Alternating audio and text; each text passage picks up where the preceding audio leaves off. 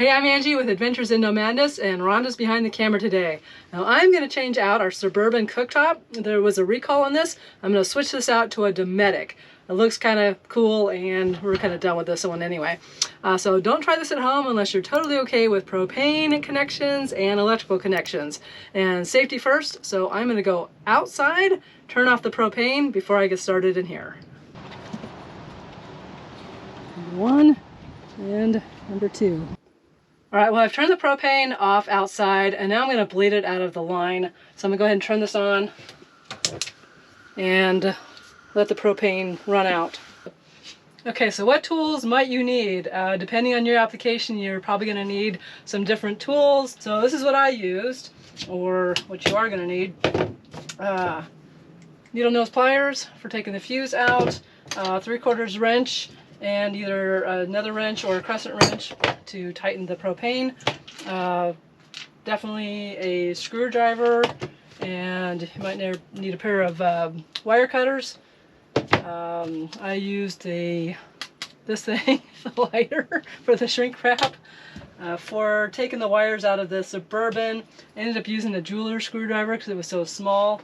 And in order to put the screws back in, I have this funky little screwdriver I've had forever. You can kind of bend the shield down a little bit on the Dometic to get those wires back in. Some wire crimpers, wire strippers, a drill with a 3/16 inch bit, and some ends for the Dometic. So it does actually call for an end like that. And of course you'll need a jigsaw to cut out the ends there. So, and then the toggle bolts, or whatever method you decide that you want to use to secure the Dometic down. All right, well, there's 4 screws on the corner here that hold this in, so I'm going to go ahead and take those out. There's little plugs here.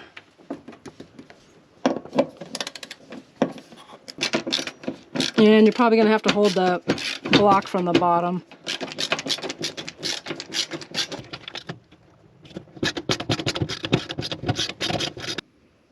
Okay, and this is what's holding it from the bottom, so I had to hold this. Okay, moving on to the next 3. Next, I'm going to get under here and disconnect the propane line. Right here. And use 2 wrenches, although it doesn't really matter as much on this one, getting rid of it.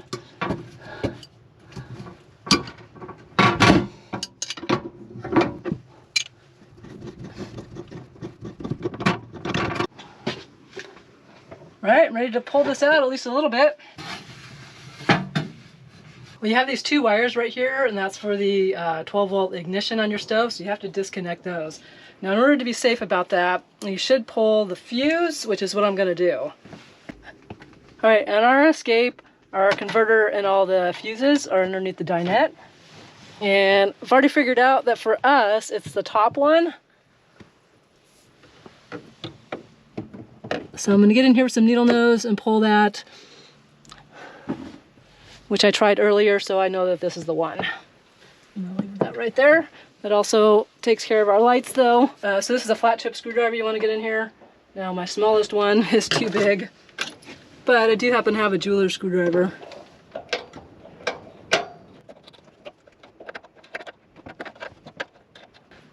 Okay, done with the wires, and out with the old, in with the new. Get this piece of junk out of here.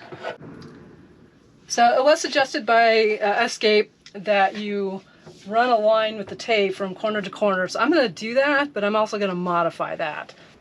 So basically just taking some blue tape and running it right along the line.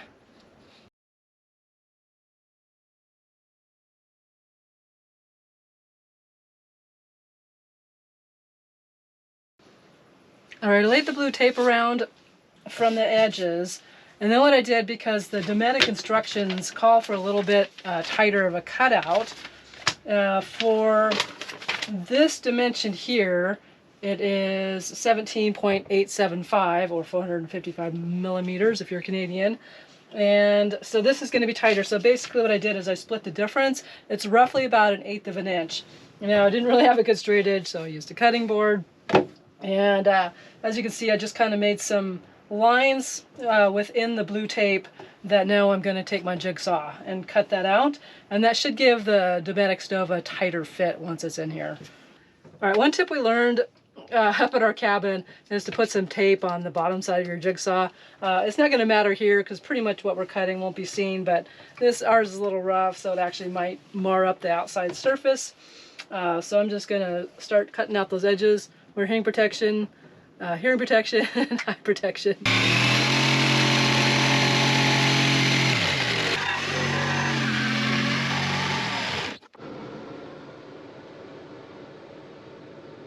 I'm ready to put this in, but there is a couple of things that are kind of tough. This is not very straightforward. The first issue is, hang on, let me go get a light. The first issue on the 21C, it may not be an issue on other models or other types of RVs, is the actual propane line. So on the 21C, the propane line wasn't long enough. On the Suburban, it was in the front, and in the Dometic, sorry, it's in the back. So one thing that people have had a hard time trying to find is a propane extension. So in order to get a propane extension, I actually finally went to an RV supply store that had the capability of making propane lines. So I think a lot of propane repair places may have the ability. Some people have been having some luck with like Tractor Supply, farm types of places, but that has not been easy. But I did finally find one. I made mine about 10 inches. And so it's a little hit or miss. So I've already attached it.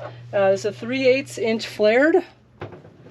The next issue is at the actual electrical connections. Now on the Suburban, it was just a screw. There's no ends to the wires. It just pops right out. But on the Dometic, you actually have to add an end. And then you have to come into here and then try and secure that with the end.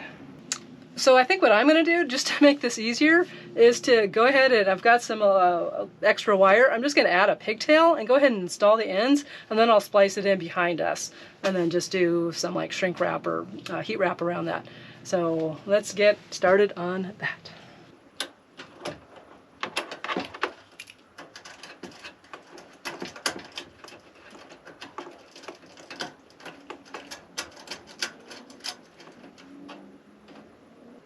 All right, so it would actually be easier to use that one on the left instead of taking the screw all the way out, but I'm going to use the ones on the right and take the screw all the way out back here. The reason is we travel so much over kind of bumpy stuff. I don't want anything to be coming loose if I can help it.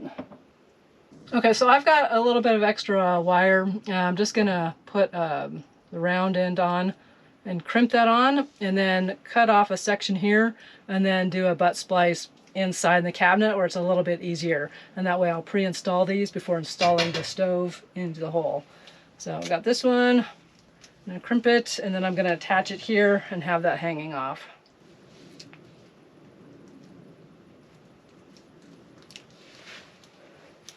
All right, good old tug. All right, it's on there good. All right, I'm going to do the other side. I'll do the negative and attach those, and we'll get the stove installed. All right, they give you these little corners, so I'm going to put them in here.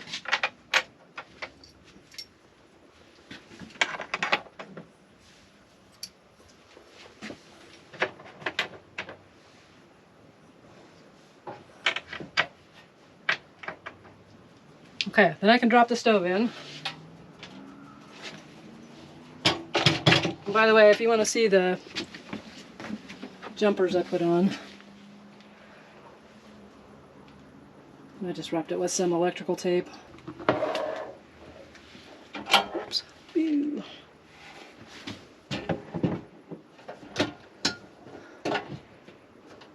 Ow, ow, ow, ow.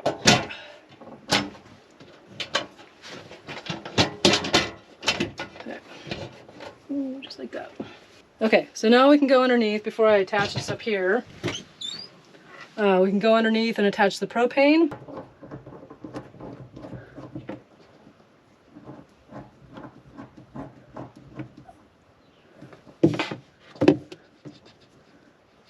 And I might reattach this somewhere else.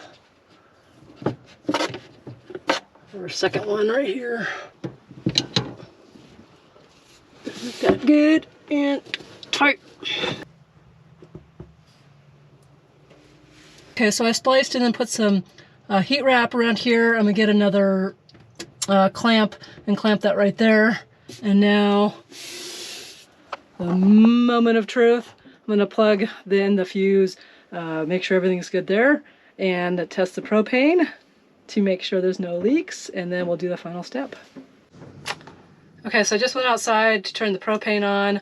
I put the fuse back in, the lights are back on, yay. The clicker, piezo, ignition, sounds like it's working. So now I'm gonna try the propane. Now in the directions from Dometic, it says do not use soapy water, to use a gas leak detector, which is I'm gonna use. This is the Camco, you can buy off Amazon, whatever. Put a link to this below. So I'm gonna start running the stove and make sure we don't have any leaks at all.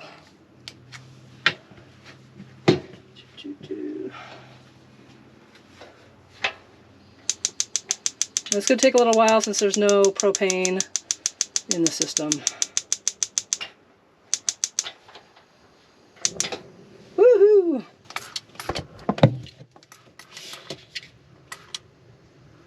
You're looking for any big bubbles.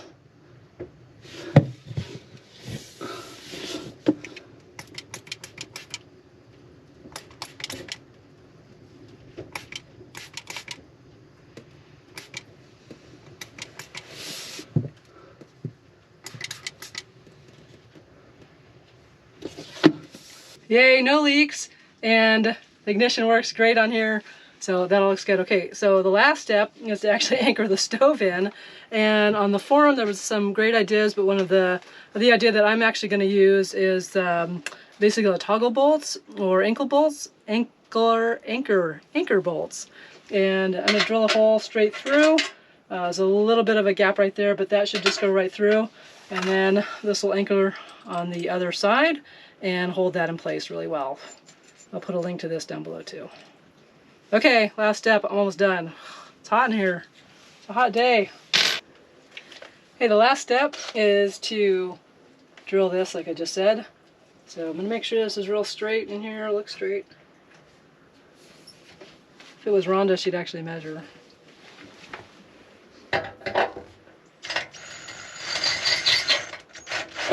So these are 3/16. This hole is slightly smaller. Okay,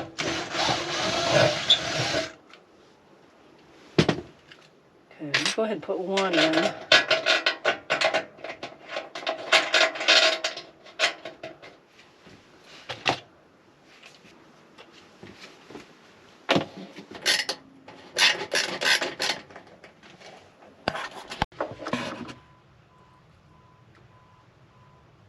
Oh no, my coffee doesn't fit on here. Oh no, what do I do?